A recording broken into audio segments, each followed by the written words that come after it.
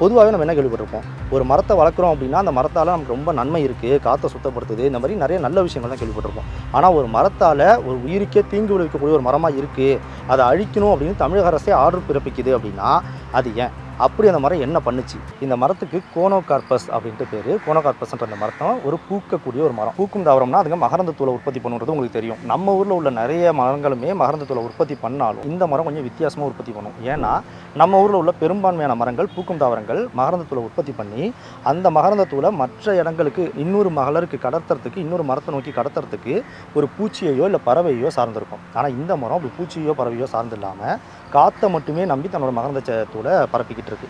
அப்படி பரப்பணுன்றதுனால இப்போ ஒரு பூச்சி ஒரு மலரில் போயிட்டு தேன் எடுக்கும், அது தேனுக்காக அங்கே போகும், தேன்ன்றது நெக்டார்னு சொல்லுவோம், அதுக்காக அங்கே போகும். அங்கேருந்து அது மகரந்த தூளை எடுத்துக்கிட்டு அது கண்டிப்பாக இன்னொரு மலரை தேடி தான் போகும், ஏன்னா அங்கேயும் அது நெக்டார் எடுத்தாகும். அப்போ இன்னொரு மலருக்கு இந்த மகரந்த தூள் கடத்தப்படுறது ரொம்ப சுலபம், ஈஸியாக நடந்துடும். அதனால் அந்த மரங்கள்லாம் ஓரளவுக்கு மகரந்த தூளை உற்பத்தி பண்ணாலே போதும். ஆனால் இதுக்காக காற்றை நம்பி இருக்கிறதுனால காற்றுல அதை அடிச்சுக்கிட்டு எங்கேயோ போகும், போகிற வழியில் எங்கேயோ இதோட இன்னொரு மரம் இருந்துச்சுன்னா, அதோட பூ அங்கே இருந்துச்சுன்னா அதில் அந்த சின்னோண்டு மகரந்த தூள், அந்த மகரந்த தூளோட அளவு வந்து 2.5 மைக்ரோமீட்டர் அளவு தான் இருக்கும். அவ்வளோ சின்ன மகரந்த தூள் கரெக்டாக அந்த பூவோட பூக்குள்ளே போய் சேரணும். இது காற்று மூலமாக நடக்கிறதுக்கான வாய்ப்பு ரொம்ப ரொம்ப ரொம்ப கம்மி அப்படின்றதுனால இது மகரந்த தூளை ரொம்ப அதிகமான அளவில் உற்பத்தி பண்ண வேண்டிய தேவை இருக்குது. ரொம்ப குறைவாக உற்பத்தி பண்ணால் அது நடக்காமல் போயிடுச்சுன்னா இதோட இனம் பெருகாதுன்றதுனால ரொம்ப அதிகமான மகரந்த தூளை உற்பத்தி பண்ணி காற்றுல இது கலந்து விட்டுருது. இப்படி காற்றுல போகிற இந்த மகரந்த தூள் தான் நமக்கு பிரச்சனையாகவே ஆகுது. என்ன நடக்கும்னா, இவ்வளோ சின்ன இந்த மகரந்த தூள் காற்று முழுக்க பரவி காற்றை மாசுபடுத்திடுது. இப்படி மாசுபட்ட அந்த காற்றை நாம் சுவாசிக்கும் போது நமக்கு அது மூச்சுக்குழல், நுரையீரல் சார்ந்த ஏகப்பட்ட பிரச்சனை ஏற்படுத்துது. குறிப்பாக ஆஸ்துமா, சளி, காமன் கோல்டுன்னு சொல்லுவோம்ல, அந்த மாதிரி சளி, அலர்ஜிக் ரியாக்ஷன், இந்த மாதிரி நிறைய பிரச்சனை ஏற்படுத்துது.